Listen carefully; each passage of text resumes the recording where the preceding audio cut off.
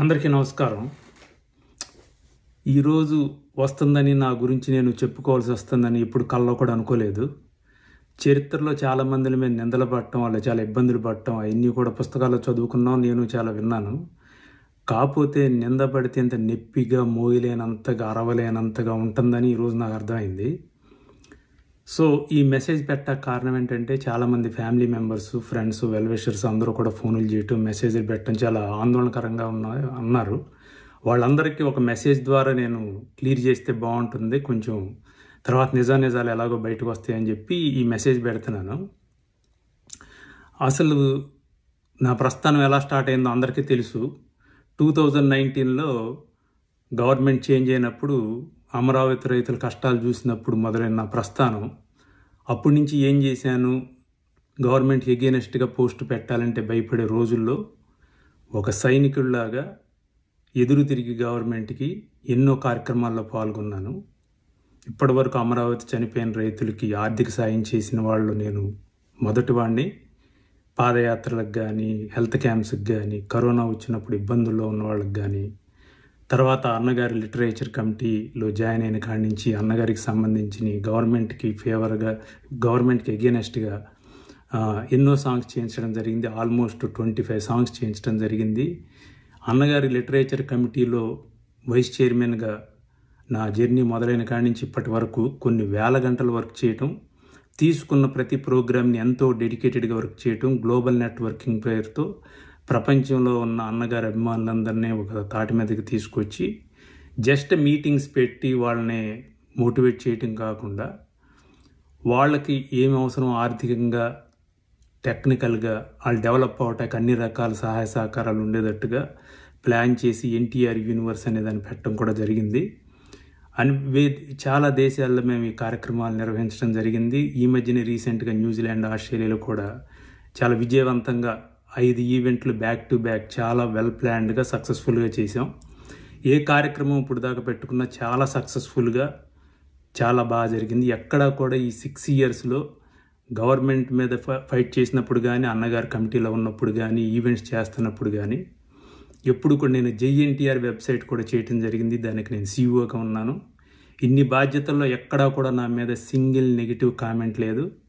అమెరికాలో కూడా నాకు అందరూ ఫ్రెండ్స్ ఉన్నారు. తానా, నాట, ఆట, నాట్స్ అన్నిటిలో ఫ్రెండ్స్ ఉన్నారు. నేను ఏ ఆర్గనైజేషన్లో కూడా యాక్టివ్గా ఉండను. అందరితో నేను చాలా ఫ్రెండ్లీగా ఉంటాను. ఎవరితో నాకు ఏ రకమైన ఇబ్బంది లేదు. ఎవరితో కూడా ఎలాంటి గొడవలు లేవు. నాకు బిజినెస్ ఇబ్బందులు కానీ ఎలాంటి ప్రాబ్లమ్స్ లేవు. నేను చాలా హ్యాపీగా ఉంటాను. సో ఫ్రెండ్స్తో చాలా సరదాగా ఉంటాను నేను. అలాంటిది నా మీద ఇంత ఒకేసారి వచ్చేసరికి చాలామంది చాలా సర్ప్రైజ్ అయ్యారు, చాలా రకాలుగా స్పందించారు, చాలా రకాల సలహాలు ఇచ్చారు నాకు. కానీ నాకు వేరే అపోజిషన్ వాళ్ళు ఎవరైనా ఇలా చేసినా నేను చాలా దూరం వెళ్ళేవాడిని, నాకు చాలా మొండిగా ఫైట్ చేసేవాడిని. కానీ ఈ సిచ్యువేషన్లో ఎక్కడి నుంచి మొదలు పెట్టాలి, ఏం చేయాలి అనేది తెలియక నేను మా కమిటీలో వాళ్ళతోనూ, ఫ్యామిలీ మెంబర్స్తోనూ మాట్లాడిన తర్వాత బాలయ్య బాబు గారిని కూడా multiple times reach out try చేశాను, మెసేజ్ పెట్టాను. నాకు మీరు కొంచెం వెయిట్ చేయండి, నిజాలు తెలుస్తాయి. విషయం ఏంటంటే, న్యూజిలాండ్, ఆస్ట్రేలియా సక్సెస్ఫుల్గా అయిన తర్వాత వాళ్ళందరూ కూడా, మేమందరం కూడా ఒక మంచి నోబెల్ కాజ్కి ఇలా చేద్దాం అనుకుంటున్నాము. దానికి మా ఈ సేమ్ 5 ప్లేసుల్లో ఆయన వస్తే మేము కొంత మనీ డొనేట్ చేస్తాం. అది అమరావతిలో పెడుతున్న బసవరామ తారకం హాస్పిటల్కి ఎంతో కొంత హెల్ప్ అవుతుంది అని నన్ను చెప్పారు. నాకే కాదు, వేరే వాళ్ళకు కూడా చెప్పారు. తర్వాత నాకు, నందమూరి రామకృష్ణ గారికి కూడా చెప్పి మేమిద్దరం ట్యాంపా వెళ్తున్నామని, మమ్మల్ని అక్కడ బాలయ్య బాబు గారికి వాళ్ళకి డైరెక్ట్ కనెక్షన్ లేదు, మమ్మల్ని ఆ మెసేజ్ని పాస్ చేయమన్నారు. మేము జస్ట్ ఆ మెసేజ్ని పాస్ చేసినప్పుడు వీళ్ళు మేము ఇలా ప్లాన్ చేసుకుని ఇంత ఇద్దాం అనుకుంటున్నామని చెప్పినప్పుడు ఆ నెంబర్ చెప్పి ఇలా ఇద్దాం అనుకుంటున్నారండి, మీకు ఎప్పుడు కుదిరితే అప్పుడు. నాట్స్లో మా ప్రోగ్రామ్స్ అన్నీ అయిపోయినాక లాస్ట్ డే వచ్చేసే ముందు ఒక 1 అవర్ ఆయనతో కూర్చుంటం జరిగింది. లాస్ట్ 5 మినిట్స్లో ఈ విషయం నేను, రామకృష్ణ గారు వెరీ క్లియర్గా ఆయనతో ఇలా బ్రిస్బేన్, ఎడలేడు, సిడ్నీ, మెల్బోర్న్, ఆక్లాండ్ ఈ 5 ప్లేసెస్లో వాళ్ళు ఇలా చేద్దాం అనుకుంటున్నారు. మీకు వీలైతే, మీకు ఎప్పుడు కుదిరితే అప్పుడు మీ డేట్స్ చెప్తే వాళ్ళు ప్లాన్ చేసుకుంటారండి, వాళ్ళు అడుగుతున్నారని చెప్పాం. తమ్ముడికి చెప్తాను, నేను ఆలోచించన్నారు ఆయన. ఆ తర్వాత 7th మాట్లాడుకున్నాం. 9th ఆయనకి ఆ రిక్వెస్ట్ మెసేజ్ లాగా పంపించాను. 11th ఆ టీం ఫామ్ చేసుకున్న ఆర్గనైజర్స్ ఎవరైతే ఉన్నారో ఆర్గనైజర్స్ ప్రతి సిటీ నుంచి వాళ్ళంతా ఒక బంగారు బాలయ్య గ్రూప్ క్రియేట్ చేస్తే ఆ గ్రూప్లో ఒక మెసేజ్ పెట్టుకున్నారు. ఆయన ఎస్ అంటే ఆ మెసేజ్తో బయటకు వెళ్ళి అందరితో మాట్లాడుకుంటాకి ఆ మెసేజ్ నేను ఫార్వర్డ్ చేశాను. ఇలా అనుకుంటున్నారండి, ఇది అండి అని పంపించాను. వెరీ క్లియర్గా పంపించాను నా సైడ్ నుంచి. అంతటితో నా రోల్ అయిపోయింది. తర్వాత ఆయన ఎస్ అన్నారా లేదా అనేది వాళ్ళు నన్ను కంటిన్యూగా అడుగుతున్నారు. నేను రామకృష్ణ గారిని ఫాలోఅప్ చేస్తున్నాను, కనుక్కోండి ఎప్పుడు అయితే అప్పుడు వాళ్ళు ఇలా అంటున్నారు, వాళ్ళకి కొంచెం టైం కావాలంటున్నారంటే ఆయన కూడా షూటింగ్లో ఉన్నారు, వచ్చినా మాట్లాడుతూ ఉన్నారు. అంతే అయిపోయింది. నేను దానికి డిస్కనెక్ట్ అయ్యాను. నేను అంతవరకే నా ప్రమేయం. నాకు తెలిసిన విషయం ఏంటంటే రామకృష్ణ గారు కూడా, నేను ఇది ఇంకా చెప్పకూడదు, ఆయనే చెప్తారు, చాలా బాధపడుతున్నారు ఈ మెసేజ్ వల్ల. సో ఆయనకి తెలుసు, ఆయన నేను కలిసే ఉన్నాం అన్నిటిలో. ఆయనకి నాకు కలిసే చెప్పారు వాళ్ళు, మేము కలిసే బాలయ్యకి చెప్పాం. సో ఆయన మీ అందరికీ తప్పకుండా చెప్తారు వివరంగా. ఎక్కడో మిస్కమ్యూనికేషన్ జరిగింది. చాలామంది వాళ్ళు చేశారు, వీళ్ళు చేశారు, ఏదో చేశారు, వీళ్ళు ఇచ్చు వాళ్ళు వచ్చు అని చెబుతున్నారు. అది కరెక్ట్ కాదు. ఎవరు చేసి ఉండొచ్చు, చేయి ఉండకపోవచ్చు, నాకు తెలియదు. తెలియకుండా మనం ఒకళ్ళ నేమ్ చెప్తే ఇప్పుడు నా మీద అయినట్టుగానే నా నేమ్ వచ్చినట్టుగానే వాళ్ళ నేమ్ కూడా వస్తే మళ్ళీ వాళ్ళు కాకపోతే అది చాలా తప్పు అవుతుంది. అందుకని నేను ఎవరిని బ్లేమ్ చేయట్లేదు. ఇది ఎందుకు జరిగిందో తెలియదు, ఎంక్వైరీ జరుగుతుంది. అందరూ వెయిట్ చేయండి. డెఫినెట్గా రామకృష్ణ గారు క్లియర్ చేస్తారు దీన్ని. తర్వాత బాలయ్య బాబు గారు కూడా దీని మీద స్పందిస్తారు నిజం తెలుసుకున్న తర్వాత.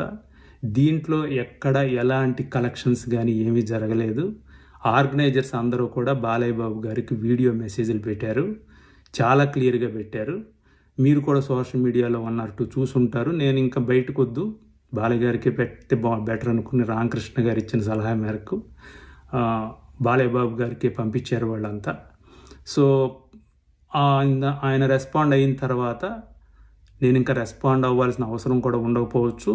కాకపోతే అప్పటి వరకు మీరు వెయిట్ చేయండి నిజం తెలిసే వరకు. దీంట్లో ఎలాంటి కలెక్షన్స్ జరగటం కానీ, ఎలాంటి మిస్యూజ్ కానీ, పరశురామ తారకం పేరును కానీ ఎక్కడ కూడా తప్పు జరగలేదు. ఎలాంటి తప్పు జరిగినా ఎలాంటి శిక్షకైనా నేను సిద్ధం. ఎందుకంటే ఇప్పటి వరకు నా మీద ఎలాంటి ఎలిగేషన్ లేదు.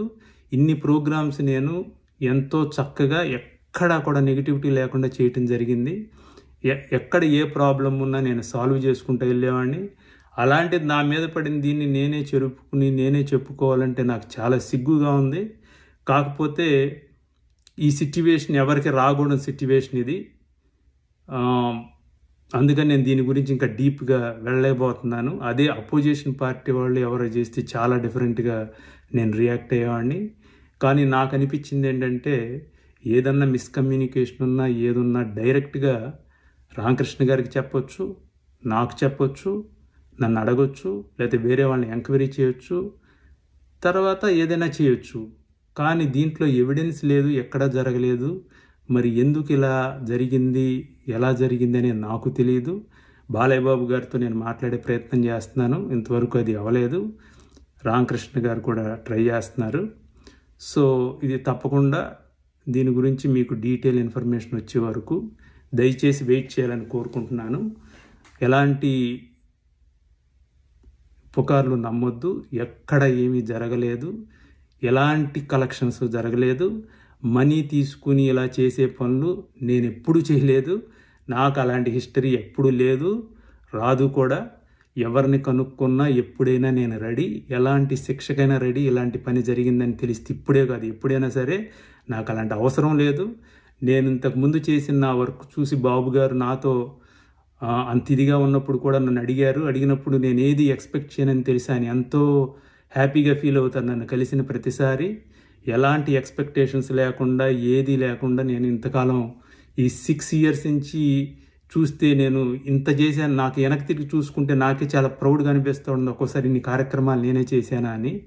ఆగకుండా పరిగెడతా ఉన్నాను 6 years నుంచి. నేను ఎక్కడ రెస్ట్లెస్గా వెళ్తుంటాను. ఇక్కడ మెయిన్ చెప్పాల్సింది ఏంటంటే మా ఫ్యామిలీ మెంబర్స్ అందరూ అంటూ ఉంటారు, ఇన్ని ప్రోగ్రామ్స్ ఎక్కడ పడితే అక్కడికి వెళ్తూ ఉంటావు, నువ్వు అన్నీ చేస్తుంటావు, నీకు ఫ్యామిలీ పర్మిషన్స్ అన్నీ ఎలా ఉంటున్నాయి అని. కాకపోతే లక్కీగా నాకు అలాంటి ఇబ్బంది ఏమీ లేదు, నాకు ఎంతో సపోర్ట్ ఉంది. వాళ్ళందరూ కూడా నాకు నేను చేస్తున్నాను నా మీద నమ్మకంతో చేశారు. కానీ మొదటిసారి చాలా చిన్నతనంతో ఫీల్ అయ్యా నేను.